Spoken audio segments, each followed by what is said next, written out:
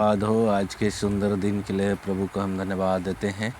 प्रभु ने नया दिन हमारे जीवन में जोड़ दिया है, इसके लिए भी हम प्रभु को धन्यवाद देते हैं।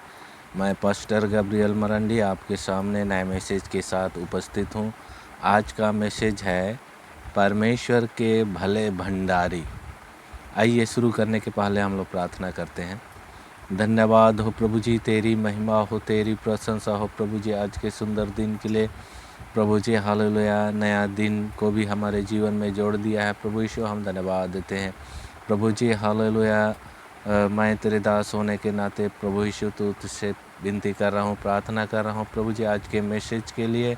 प्रभु जी जगत के छोर तक पहुँचने पाए, ताकि तेरा नाम ऊंचा होने पाए, तेरा राज्य फैलने पाए, तेरी कलीसिया में लोग बढ़ने पाए। प्रभु यीशु हालेलुया।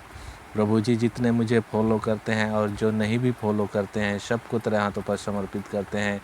सबों को आशीष दे, रोगों से, बीमारियों से, शैतान की सारी शक्तियों से रक्षा करना प्रभु जी। घरों में और परिवारों में जो भी विपरीत परिस्थिति है, उनको अनुकूल परिस्थिति बनाना प्रभु जी, ताकि हालेलुया तेरी बड़ाई हो, तेरी महिमा हो, तेरी प्रशंसा हो प्रभु जी। सारी बातों को तेरे हाथों पर सौंपते हुए प्रभु जी इस विनती को यीशु के नाम से मांगते हैं, सुन और स्वर्ग में ग्रहण कर पिता, आमीन। सबको जय मसीह। प्रभु का धन्यवाद हो। आज के मैसेज है परमेश्वर के भले भंडारी। पहला वचन हम लोग देखेंगे, पहला पतरस 4:7। सब बातों का अंत तुरंत होने वाला है, इसलिए संयमी होकर प्रार्थना के लिए सचेत रहो। प्रभु का धन्यवाद हो। यहाँ परमेश्वर की दृष्टि में जितने हमने काम किया है, सारे कामों का अंत तुरंत होता है, और उन कामों का लेखा लेने वाला प्रभु परमेश्वर हमारे सामने खड़ा है। इसीलिए यहाँ पर वचन में लिखा है, सचेत रहो, प्रार्थना में लगे रहो, ताकि उस कामों का बदला अच्छा फल मिले परमेश्वर की ओर से। इसीलिए यहाँ पर ऐसी लिखा है। इसीलिए हमारे जीवन में हम परमेश्वर के वचन के अनुसार अगर जीवन व्यतीत करते हैं, और जो भी हम काम करते हैं परमेश्वर को स्मरण करके अच्छा काम करते हैं, भला काम करते हैं, और इस तरह से हमारे जीवन के लिए लाभदायक सिद्ध हो रहा है, तो सच में हमारे कामों के द्वारा प्रभु हमको आशीष देगा। प्रभु का धन्यवाद हो। और आशीष देने के लिए प्रभु हमारे पास खड़ा है, और इस तरह से हमको आशीष देगा। और अगर हम परमेश्वर के वचन के खिलाफ काम कर रहे हैं, तो उसके लिए भी तुरंत अंत होगा, और उसका प्रतिफल हमको मिलेगा, क्योंकि न्याय करने के लिए प्रभु हमारा सामने खड़ा है।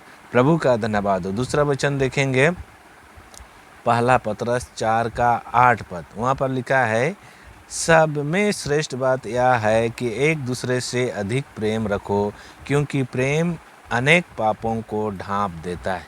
प्रभु का धन्यवाद हो। सबसे श्रेष्ठ बातें परमेश्वर के सामने प्रेम है, क्योंकि प्रेम के कारण ही परमेश्वर अपने एकलौते पुत्र को इस संसार पर भेजा, ताकि कोई भी पापी नाश ना हो, वरन आनंद जीवन पाए। और वही प्रेम के कारण ही परमेश्वर ने हमसे प्रेम किया, और इस तरह से हमसे ऐसे प्रेम किया कि हमको उस प्रेम में सिद्धता प्राप्त करने के लिए प्रभु यीशु मसीह हमारे सामने खड़ा है, और हमको हियाव देता है, ढाढ़स बांधता है कि सब में श्रेष्ठ प्रेम है, और जो प्रेम का अनुकरण करता है, उनके अनुसार चलता है, तो परमेश्वर उनकी दृष्टि में भला है, और परमेश्वर उनको आशीष से भर देगा। क्योंकि परमेश्वर का प्रेम इस संसार के प्रेम से, जगत के प्रेम से अलग है, और इस तरह से परमेश्वर का प्रेम जो है निस्वार्थ है।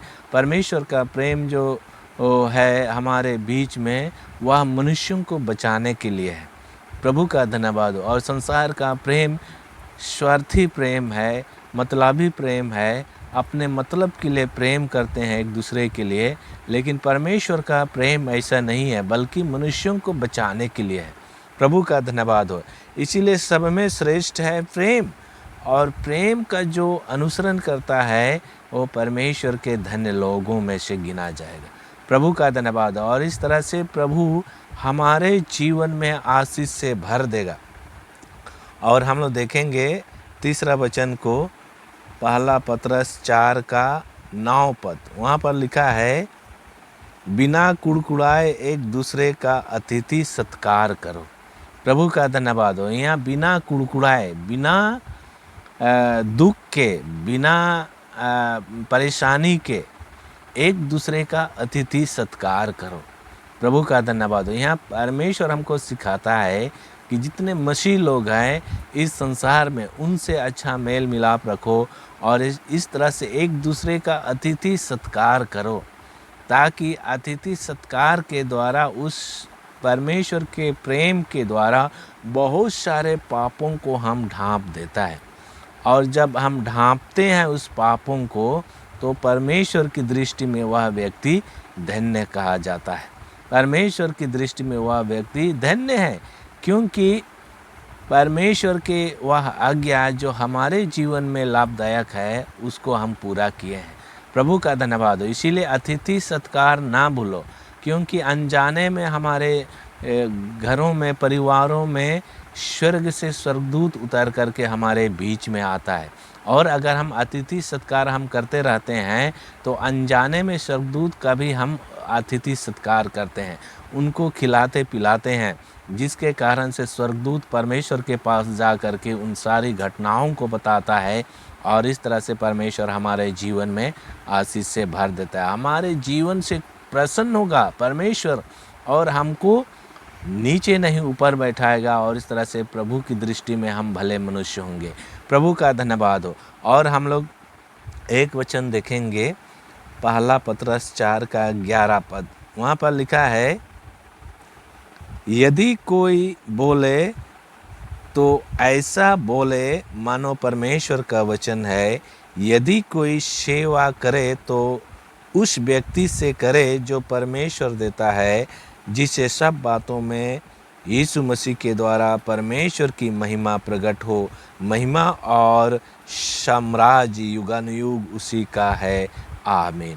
प्रभु का धन्यवाद है। यहाँ पर लिखा है, परमेश्वर के लोगों को अगर कोई भी तू बात बोल रहा है, तो उन बातों को बोलने से परमेश्वर की महिमा हो, परमेश्वर का गुण प्रकट हो। कोई भी व्यक्ति किसी व्यक्ति के सामने कुछ बोल रहा है, तो ऐसे बोलो कि परमेश्वर का वचन है। प्रभु का धन्यवाद हो। और परमेश्वर की इच्छा, परमेश्वर की योजना उस बोली में, उस वार्तालाप में प्रकट हो। परमेश्वर की यही इच्छा है। और अगर हम ऐसे काम करते हैं, तो परमेश्वर का साम्राज्य, परमेश्वर का राज्य युगानुयुग रहेगा। और इस तरह से परमेश्वर को हम लोगों के सामने प्रकट करते हैं, परमेश्वर के राज्य की बातों को लोगों के सामने प्रकट करते हैं, और परमेश्वर देख करके हमसे प्रसन्न होगा। प्रभु का धन्यवाद हो, क्योंकि परमेश्वर की यही इच्छा है। जितने मनुष्य हम देखते हैं संसार में, सारे मनुष्य परमेश्वर की सृष्टि है, और संसार हम देखते हैं परमेश्वर ही ने सृष्टि किया है।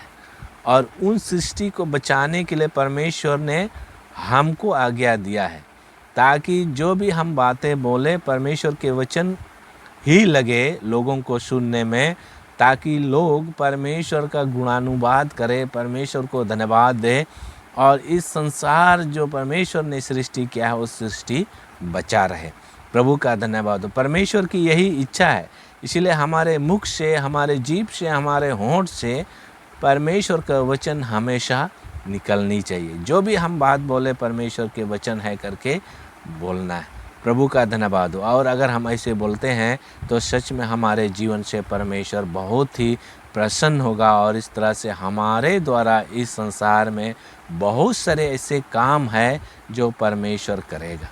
प्रभु का धन्यवाद हो, क्योंकि स्वयं इस संसार पर परमेश्वर नहीं उतरेगा, बल्कि हमारे द्वारा इस संसार पर परमेश्वर अपने कामों को करेगा। प्रभु का धन्यवाद। इसलिए हमेशा तैयार रहना है, अपने मुंह की चौकसी करना है, ताकि हमारे मुंह के द्वारा कोई गलत बात ना निकले, व्यर्थ बातें ना निकले। प्रभु का धन्यवाद हो। इस वचन से प्रभु आप सबों को आशीष दे।